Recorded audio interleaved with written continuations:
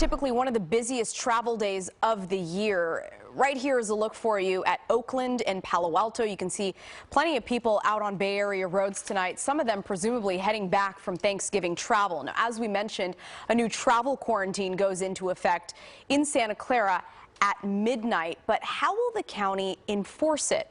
NBC Bay Area's Marianne Favro continues our coverage from San Jose International Airport. Airports are going to be a key component of this new order because they are now required to post signs and give arriving passengers information about the new requirement to quarantine for 14 days. As people return to Santa Clara County after Thanksgiving holiday travel, for some, getting home seems a little more urgent. That's because a new travel order goes into effect at midnight. It will require people who traveled more than 150 miles from the county to quarantine for 14 days. It's going to be tough on folks, hoping that's a short-term type of situation, and I hope it's worth its weight. There are some exceptions, such as people who perform an essential government function. But at this point, it appears the county will not be tracking whether people actually quarantine, instead notifying travelers of the policy. Some passengers who need to travel for work wonder about the impact the order will have. It's scary, and it was more crowded today than I thought it'd be.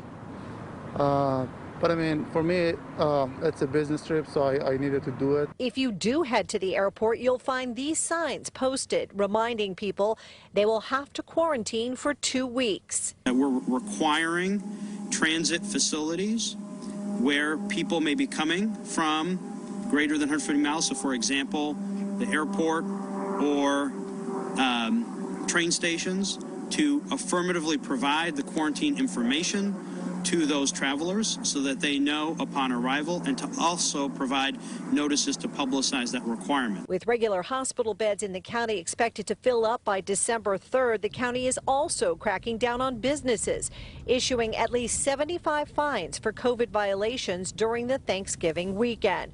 Most of the violations were for failing to submit a revised COVID-19 business plan. And this time, there was no grace period. We reached out to Santa Clara County Public Health Department to find out the specifics on how they're going to enforce this new quarantine order, but they did not provide any details. What we do know is that this new order applies not just to people living in Santa Clara County, but anyone who visits here from more than 150 miles away. In San Jose, Marianne Favro, NBC Bay Area News.